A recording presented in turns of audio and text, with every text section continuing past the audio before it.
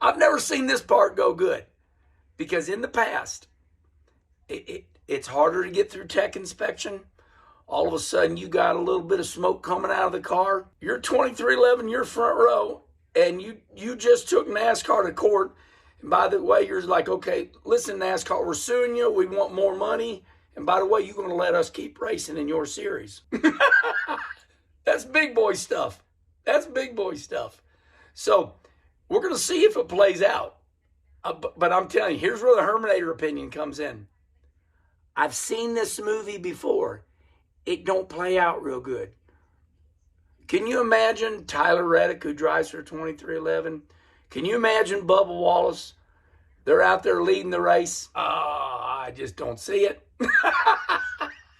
I just see some things going wrong right there. Now I know it's a big boy world now, and I know, and I've said this before. NASCAR did say, look, it is true in the past. We judged by the hip years ago, but now we don't. Now we got everything electronically.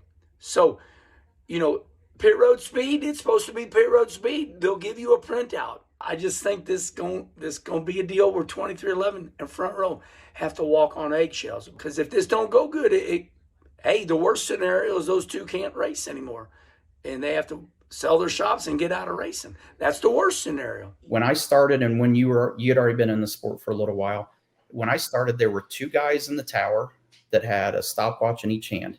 Two guys, a total of 4 stopwatches to sit there and time 43 cars on pit road for pit road speeding. Correct? You're all 100% right. If you or I pissed off NASCAR the week before, or we got under their skin or ruffled their feathers, guess what happened the very next week? Got a pit road speeding penalty.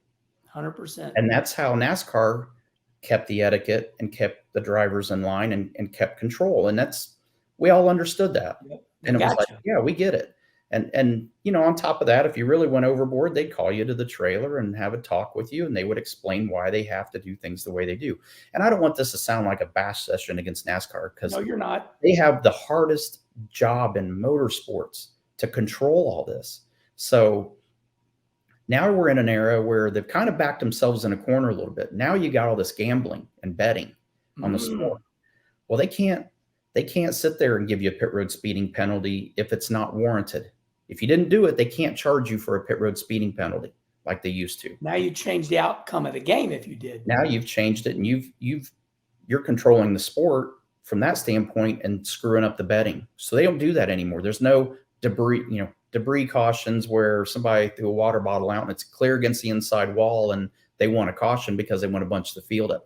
They literally cannot do that anymore. How does NASCAR then keep these guys under control? They take their cars back to the shop. And they find it. They tear it down, just like you said, my house. They tear it down until they find something they don't like. And every car is going to have something that they can find. So that's their way of controlling it.